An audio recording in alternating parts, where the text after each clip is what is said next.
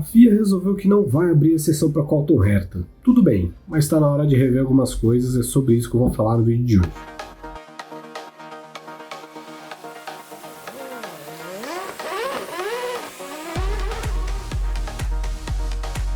Fala galera ligada no Grande Prêmio, tudo bem com vocês? Aqui quem fala é o Gabriel. O vídeo de hoje fala um pouco o grande assunto da Indy aí na última semana, né? Esse pós-fim de campeonato não foi nada relacionado ao campeão Will Power, ao vice-campeão Joseph Newgarden. Nenhum deles foi, na verdade, o 10º colocado do campeonato, Colton Herta, que virou alvo das manchetes aí, especialmente porque a gente sabia, é claro, desse plano que a Red Bull tinha de levar o Colton Herta para a Fórmula 1 em 2023 pela AlphaTauri, mas a Red Bull não conseguiu a exceção, né, da FIA, né, já que o Colton Herta não tem a superlicença, né, ia ser um pouco difícil dele conquistar os pontos restantes, né, e a FIA não abriu a exceção para o Colton Herta, então a Red Bull por enquanto descartou esse plano, está meio colapsado e vai embarcar em outras alternativas aí para buscar um piloto diferente para 2023, né, já que é de notório conhecimento de que o Gasly tá com o pé na Alpine e mesmo que o Gasly não vá, não temos a certeza ainda se o Yuki Tsunoda vai renovar o contrato. Mas de qualquer forma, eu vou falar um pouco sobre essa decisão da FIA, sobre a Indy em si, o que ela representa. Eu acho que a FIA está certa em não abrir uma exceção para o Colton Herta. Acho que no fim a regra ela está aí, a FIA ela criou essa regra primeiro para segurar a entrada de pilotos muito jovens, né? A superlicença ela começou a ter um impacto maior dessa questão de pontuação e tudo mais, especialmente quando o Max Verstappen chegou ao grid da Fórmula 1, isso lá em 2015, né? O Verstappen ele tinha 17 anos, né? Ele subiu depois de um 3º lugar na Fórmula 3 europeia, né? Claro, o Verstappen ele era um talento muito sobrenatural, mas ele tinha uma experiência muito curta em monopostos quando ele chegou na Fórmula 1, então foi algo que a Fórmula 1 tentou cultivar desde cedo, né? Para evitar que pilotos entrassem na Fórmula 1 de forma muito precoce, e também de uma certa forma um mecanismo para segurar pilotos pagantes, né, e que os pilotos pagantes que cheguem ao grid, e claro, chegaram vários nos anos mais recentes, no caso do Stroll, do Nicolas Latifi, do Nikita Mazepin, foram todos caras que assim, apesar de pagantes, eles tiveram seus resultados ali, coletaram seus pontos no meio dessa trajetória e por isso eles chegaram, então não dá para negar isso a eles, não dá para tirar isso deles, eles conquistaram. Mas é um mecanismo que impede, por exemplo, que o Shang Lael tivesse chegado à Fórmula 1, que é um cara que tinha bastante dinheiro. O caso do Ryan Nissany, que é um camarada que já está há alguns anos aí como piloto de testes da Williams, eu tenho absoluta certeza que ele já teria corrido na Fórmula 1 se não fosse a questão da superlicença. Então, para isso ela serve e para tentar dar esse limite, né, para tentar credenciar de verdade os pilotos a chegarem na Fórmula 1.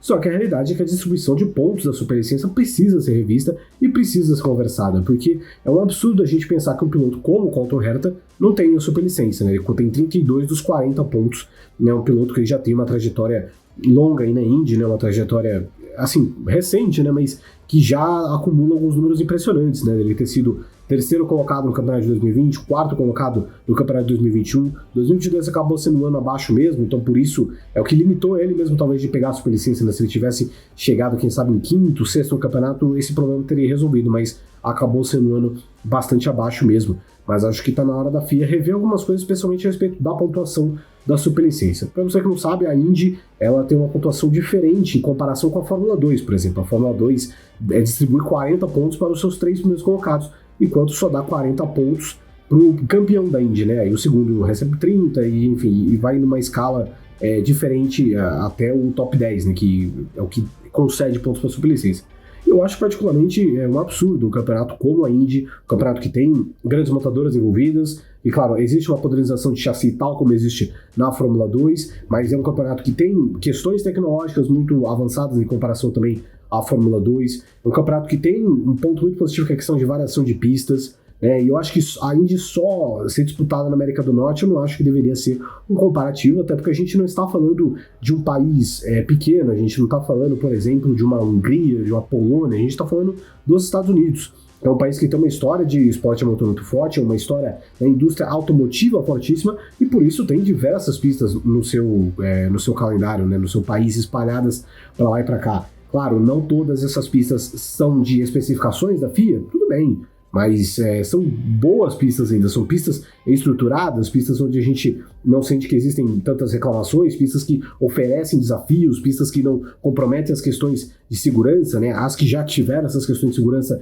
hoje elas não fazem mais parte do calendário, então acho que tudo isso precisa ser colocado na balança. E sem contar que não é só isso, né? A gente fala também de um grid bastante internacional, tem pilotos do mundo inteiro, né, correndo na Indy hoje.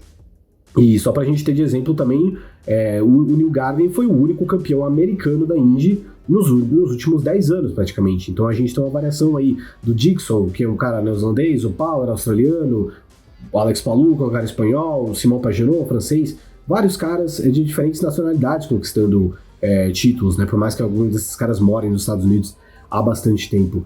E acho que isso deveria pesar, da mesma forma que, por exemplo, pelo menos, claro, obviamente a Fórmula 2 é o grande produto da base da FIA, beleza, mas que as condições sejam iguais para os dois. Eu acho que não há motivo para ter essa diferença, do mesmo jeito que eu não acho justo, por exemplo, que a Fórmula E, que inclusive é um campeonato chancelado pela FIA, tem o mesmo peso da Fórmula 3, por exemplo. Eu acho isso muito errado, ainda mais, claro, a Fórmula E é um conceito de esporte motor muito diferente, mas pelo tipo de pista que a gente tem, pelo tipo de marcas que estão envolvidas, enfim, eu acho que isso deveria ter um peso. Da mesma forma como o Mundial de Endurance, pô, gente, a gente tá falando de corridas de 6, 8, 12 horas, isso não pode ter o mesmo peso da Fórmula 3, né, convenhamos.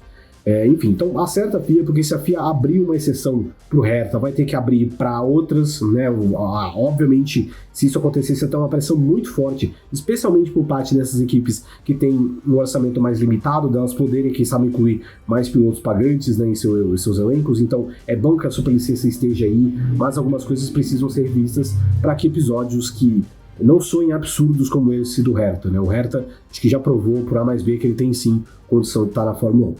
Então é isso aí, galera. Queria agradecer pela audiência de vocês. E até semana que vem. Não deixe, é claro, de se inscrever no nosso canal, deixar o seu like e comentar aí o que você achou da decisão da FIA. É isso aí, galera. Até a próxima.